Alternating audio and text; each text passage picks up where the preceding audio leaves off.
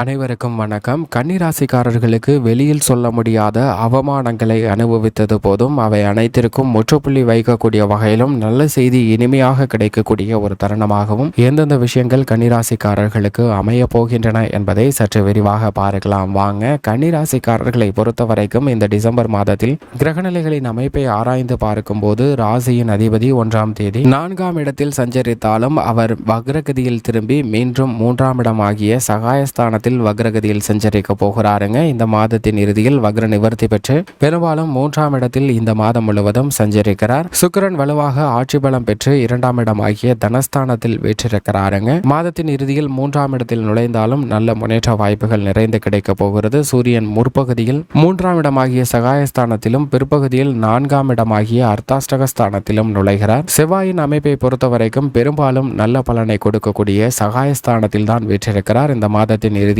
4ஆம் இடத்தில் நுழைய இருக்கிறாருங்க. இந்த கிரக மாறுதலை விட மிக முக்கியமான கிரக மாறுதலாக பார்க்கப்படுவது டிசம்பர் மாதம் 20ஆம் தேதி அஷ்டமஸ்தானத்தில் வீற்றிருக்கக்கூடிய குரு வக்ர நிவர்த்தி பெறுகிறாருங்க. அது மட்டுமல்லாது அன்றைய தினத்திலே சனியும் 6ஆம் இடமாகிய ரூணரோக சத்ருஸ்தானத்தில் வலுவாக அமர்கிறார். இது மிக பெரிய அளவில் மாற்றத்தை ஏற்படுத்தி கொடுக்கக்கூடிய ஒரு அமைப்பாக கன்னிராசிக்காரர்களுக்கு பார்க்கப்படுகிறது. ஏனென்றால் நவ கிரகங்களிலே தோஷமற்றவரும் முழு சுபகிரகமாக இருக்கக்கூடிய குரு பகவான் வக்ர நிவர்த்தி பெற்று அஷ்டமஸ்தானத்தில் வலுவாக அமர்வது சில விஷயங்கள்ல சின்ன சின்ன தடைகளை ஏற்படுத்தினாலும் அவரது சஞ்சார அமைப்பில் பாதி தூரத்திற்கு மேல் கடந்து விட்டாருங்க. எனவே இனி வரக்கூடிய சில மாதங்கள்ல மிக பெரிய பாதிப்பு எதுவும் ஏற்படாது. அவர் பாக்கியஸ்தானத்தை நோக்கி நகர்ந்து கொண்டிருப்பதால் குருவின் அமைப்பு காரணமாக நல்ல பலன்களை பெறுவதற்கான வாய்ப்பு அஷ்டமஸ்தானத்தில் வெற்றிருந்தாலும் கிடைக்கிறது என்பதை துல்லியமாக வக்ர நிவர்த்தி பெறக்கூடிய குரு உறுதிப்படுத்துகிறாருங்க. குருவின் அமைப்பு காரணமாக பல்வேறு விதமான சுப நிகழ்வுகளை நிச்சயமாக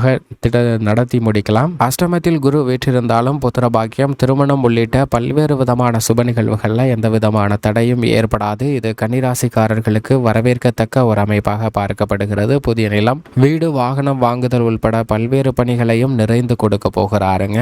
இதைவிட மிக முக்கியமான வலுவான கிரக மாறுதலாக பார்க்கப்படுவது சனி பகவான் 5ல் இருந்து 6ல் அமருகிறார். சனி பகவானை பொறுத்த வரைக்கும் 3, 6, 11 ஆகிய இடங்களில் சஞ்சரிக்கும் போது அபரிவிதமான வளர்ச்சியை கூட பாருங்க. அப்படிப்பட்ட ஒரு இடமான 6ஆம் இடத்தில் அமர்கிறாருங்க. கன்னிராசிக்காரர்களை பொறுத்த வரைக்கும் 5 மற்றும் 6ஆம் இடத்தின் அதிபதியாக இருக்கக்கூடிய சனி பகவான் 6ஆம் இடமாகிய ரோணரோக சத்ருஸ்தானத்தில் ஆட்சி பலம் பெறுவது மிக பெரிய அளவில் வரவேற்கத்தக்க ஒரு அமைப்பாக பார்க்கப்படுகிறது. ஐயமில்லாமல் அனைத்து விதமான பணிகளை செய்வதோடு மட்டுமல்லாது தொழில்துறை, வியாபாரத்துறை, உத்தியோகம் என அனைத்து விதமான பணிகளிலும் நீங்கள் எதிர்பார்க்கக்கூடிய நல்ல செய்தி இனிமையாக கிடைப்பதற்கான வாய்ப்பும் யோகமும் கன்னிராசிக்காரர்களுக்கு உருவாகிறது என்பதை துல்லியமாக உறுதிப்படுத்துகிறாருங்க. ஏனென்றால் சனி பகவான் நவ கிரகங்களிலே மற்ற கிரக நிலைகளால் ஏற்படக்கூடிய பாதிப்புகளையும் விலக்கி நிறைந்த நன்மையை கொடுக்கக்கூடிய ஒரு வலுவான அமைப்பில் சஞ்சரிக்கிறார். கொடுப்பதாக இருந்தாலும் கெடுப்பதாக இருந்தாலும் சனிக்கு நிகர் யாரும் இல்லை என்பதுதான் யதார்த்தமான உண்மை. அப்படிப்பட்ட சனி வலுவாக 6ல் அமோகமான நன்மையை கொடுக்கக்கூடிய அமைப்பில் சஞ்சரிப்பது கன்னிராசிக்காரர்களுக்கு வளர்ச்சியும் யோகத்தையும் அள்ளி கொடுக்கக்கூடிய ஒரு இனிமையான தருணமாக தான் பார்க்கப்படுகிறது. எனவே திட்டமிட்டதை விட அனைத்து விதமான பணிகளிலும் நிறைந்த நன்மையும் முன்னேற்றமும் மிகப்பெரிய அளவில் வெற்றி வாய்ப்பும் பெறுவதற்கான வாய்ப்பும் யோகமும் நிறைந்த ஒரு தருணமாக அமைகிறது என்பதை துல்லியமாக உறுதிப்படுத்துகிறாருங்க. அது மட்டுமல்லாது நீங்கள் எதிர்பார்க்கக்கூடிய நல்ல செய்தி எந்த விஷயமாக இருந்தாலும் அவற்றில் கிடைக்கும். சுப நிகழ்வு திட்டமிடுதல், கலைத்துறை ரீதியான பணி, அரசியல் துறை ரீதியான பணி மற்றும் தொழில், உத்தியோகம் என இருக்கக்கூடிய எதிர்பார்ப்பு எதுவாக இருந்தாலும் பூர்த்தியாவதற்கான வாய்ப்பு சனியின் அமைப்பு காரணமாக நிறைந்து கிடைக்கிறது என்பது யதார்த்தமான உண்மையாக பார்க்கப்படுகிறது. ராசியின் அதிபதியாக இருக்கக்கூடிய புதனும் மாதத்தின் துவக்கத்தில் 4ஆம் இடமாகிய அர்த்தாஷ்டகஸ்தானத்தில் செல்கிறார். ஆனால் வக்ரகதியில் திரும்பி மீண்டும் 3ஆம் இடத்தில் சஞ்சரிக்க போகிறாருங்க.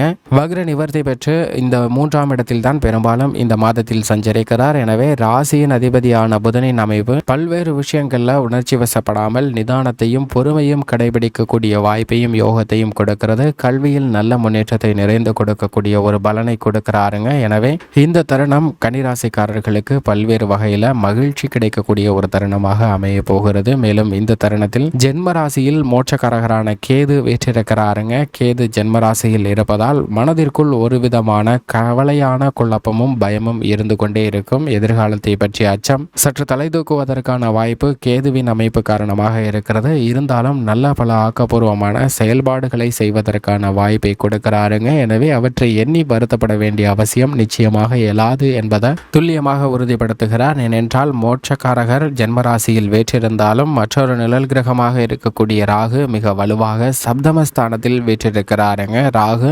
அஷ்டமஸ்தானத்தில் இருந்தபோது சந்தித்த பல்வேறு வகையான சிரமங்கள் அனைத்தும் விலகி இருப்பதால் நீங்கள் எதிர்பார்க்கக்கூடிய நல்ல வாய்ப்புகள் நிறைந்து கிடைக்கும். எதிர்பார்க்கக்கூடிய செய்தியை பூர்த்தியாகக்கூடிய வலுவான அமைப்பில் வீற்றிருக்கிறாருங்க. ஏனென்றால் நவ கிரகங்களிலே சனி மற்றும் சுக்கிரனை தவிர திடீர் அதிர்ஷ்டத்தை கொடுக்கக்கூடிய மிக முக்கியமான கிரகமாக இருப்பவர் ராகு. ராகு மிக பெரிய அதிர்ஷ்ட யோக வாய்ப்புகளை கொடுக்கக்கூடிய சப்தமஸ்தானம் ஆகிய 7இல் வீற்றிருப்பதால் நல்ல செய்தி நிச்சயமாக இந்த டிசம்பர் மாதத்தில் கிடைப்பதற்கான வாய்ப்பும் யோகமும் நிறைந்து கிடைக்கிறது என்பதை துல்லியமாக உறுதிப்படுத்துகிறாருங்க. மேலும் செவ்வாயின் அமைப்பை ஆராய்ந்து பார்க்கும்போது பெரும்பாலும் 3ஆம் இடமாகிய சகாயஸ்தானத்தில் வெற்றிருக்கிறார். அது மட்டுமல்லாது ஆட்சி பலம் பெற்று செவ்வாய் சஞ்சரிக்கிறாருங்க. செவ்வாய் ஆட்சி பலம் பெற்று சஞ்சரிக்கக்கூடிய இந்த தருணத்தில் புதிதாக நிலம், வீடு, வாகனம் வாங்குவதோடு மட்டுமல்லாது பல்வேறு வகையான மங்களகரமான சுப நிகழ்வுகளை திட்டமிட்டு சிறப்பாக செய்து முடித்து நடக்கக்கூடிய யோகம் நிறைந்த ஒரு தருணமாக பார்க்கப்படுகிறது. செவ்வாய் ஆட்சி பலம் பெற்றிருப்பதால் கால்நடை வளர்ப்பு, விவசாயம் சார்ந்த பணிகளில் நல்ல முன்னேற்றம் கிடைக்கக்கூடிய ஒரு தருணமாக கன்னிராசிக்காரர்களுக்கு பார்க்கப்படுதுங்க. கன்னிராசிக்காரர்கள் விவசாயத்துறை ரீதியாக எந்த விதமான பணியை வேண்டுமானாலும் நீங்கள் முன்னின்று செய்யலாம். அவை அனைத்திலும் லாபம் நிறைந்து கிடைப்பதற்கான வாய்ப்பும் பல்வேறு வகையான சங்கடங்கள் நீங்குவதற்கான யோகமும் நிச்சயமாக கிடைக்கிறது என்பதில் சந்தேகமே இல்லை. சூரியனை பொறுத்தவரைக்கும் முற்பகுதியில் 3ஆம் இடத்தில் சஞ்சரிக்கிறாருங்க. டிசம்பர் 15ஆம் தேதிக்கு பிறகு